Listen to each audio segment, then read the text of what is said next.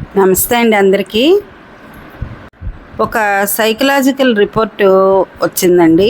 10,000 మందికి పైగా ప్రజల్ని, స్త్రీ పురుషులని ఇద్దరినీ కూడా, అలాగే వివిధ ఏజ్ గ్రూపుల వాళ్ళని కూడా వాళ్ళు అధ్యయనం చేసి వాళ్ళ లైఫ్ స్టైల్స్, వాళ్ళ ఈటింగ్ హ్యాబిట్స్, వాళ్ళు ఎట్లా ఒక డేని ప్లాన్ చేసుకుంటున్నారు, ఇట్లాంటి అనేక అంశాలు వాళ్ళు పరిగణనలోకి తీసుకొని ఈ రిపోర్ట్ తయారు చేశారటండి. దీనిలో వాళ్ళు ఎవరు ఎక్కువగా ఆనందంగా ఉన్నారు అని చూస్తే, ఏ విధమైన పంచదార కానీ ఇంకేది కలపకుండా ప్రకృతిలో సహజంగా దొరికే పదార్థాలని ఎక్కువగా తినేవాళ్ళట ఒక రకం ప్రజలు.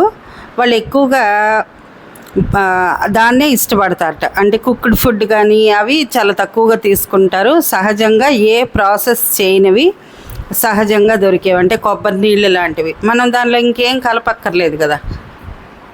చెరుకు రసం కానీ, తాటి ముంజలు కానీ, ఇట్లాంటివి ఏదైతే సహజంగా దొరుకుతుందో అలాంటివి తీసుకునేవాళ్ళు చాలా ఆనందంగా ఉన్నారట.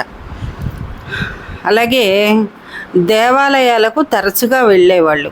అంటే దేవాలయ నిర్మాణమే అలా ప్రశాంతత కలిగించేలా ఉంటుంది. అలాగే ప్రకృతి ప్రేమికులు కూడా దాదాపుగా వాళ్ళకి డిప్రెషన్స్ ఇవన్నీ వస్తాయి, కుంగుబాట్లు వస్తాయి. అవి ఎందుకు వస్తాయి అనేది ఇంకోసారి చర్చిద్దాం. అయితే పచ్చదనం మధ్య ఎక్కువ గడిపేవాళ్ళు, తాజా పండ్లు, తాజా కూరగాయలు ఎక్కువ తీసుకునేవాళ్ళు, అలాగే వాటి మధ్యలో చూస్తూ ఉండేవాళ్ళు కూడా. అంటే ఎవరైనా గార్డెన్కి దగ్గరగా ఉండి లేదా అవి తరచూ చూసేవాళ్ళు. అలాగే భగవంతుడిని ఆరాధించేవాళ్ళు, లేదంటే దీపపు కాంతి, సహజమైన దీపపు కాంతిని ఎక్కువగా చూసేవాళ్ళట. దీనివల్ల కంటి చూపు కూడా మెరుగవుతుంది. ఎక్కువగా లైట్స్లో లేకుండా, అంటే ఆర్టిఫిషియల్ లైట్స్లో లేకుండా సహజమైన కాంతిలో, సూర్యకాంతి కానీ లేదా దీపపు వెలుగు కానీ ఎక్కువగా ఉండేవాళ్ళు. కంటి చూపు బాగుంటుందని మన సాంప్రదాయం ఎలాగో చెప్తూనే ఉంది. ఈ రిపోర్ట్ కూడా ఏం చెప్తుందంటే ఎక్కువగా సహజ కాంతిలో ఉండేవాళ్ళు. అలాగే డ్యాన్స్ చేసేవాళ్ళటండి. ఎవరైనా వాళ్ళకి డిప్రెషన్ వచ్చినా సరే తగ్గిపోతుందట వెంటనే. అలాగే తమ వాళ్ళతో కలిసి నిద్రపోయేవాళ్ళు. అలాగే తమని తాము అందంగా భావించేవాళ్ళు. అంటే నిజంగా అందంగా ఉన్నారా లేదా అనేది వేరే విషయం. అందం అనేది రిలేటివ్ అండి. మనకు ఒకరు నచ్చుతారు, ఇలా ముక్కు ఇలా ఉండాలి, ఇలా పెదవులంటే ఇలా ఉండాలి, కలర్ ఇలా ఉండాలి, మనం డిఫైన్ చేసుకుంటాం. మనం అట్లా అనుకొని ఒక వ్యక్తిని అందంగా ఉందని లేదని అనుకుంటాం. కానీ ఇక్కడ చెప్పిన విషయం ఏంటంటే, వాళ్ళు అందంగా ఉన్నారో లేదో వేరే విషయం, కానీ వాళ్ళని వాళ్ళు అందంగా అలంకరించుకునేవాళ్ళు, వాళ్ళు అందంగా ఉన్నామనుకునేవాళ్ళు ఆనందంగా ఉన్నారట. ఇంకో వర్గం ఎవరంటే చిన్నపిల్లలతో ఎక్కువగా టైం గడిపేవాళ్ళు.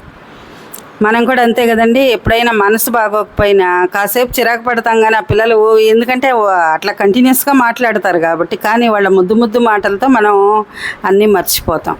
అలాగే ధ్యానం చేసేవాళ్ళు. ఇది మనకి ఎప్పటి నుంచో తెలుసు.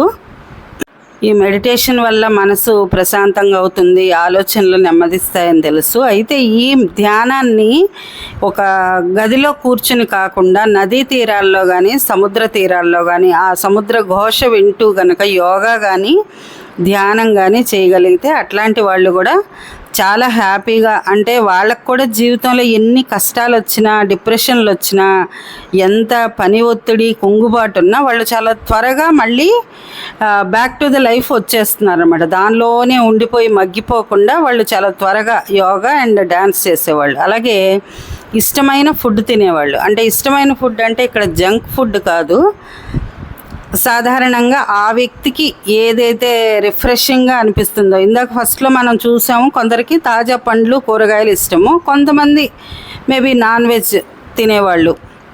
ఇట్లాంటి వాళ్ళు కూడా త్వరగా వాళ్ళకి నచ్చింది తినేవాళ్ళు వస్తారట, త్వరగా బయటకు వస్తారు.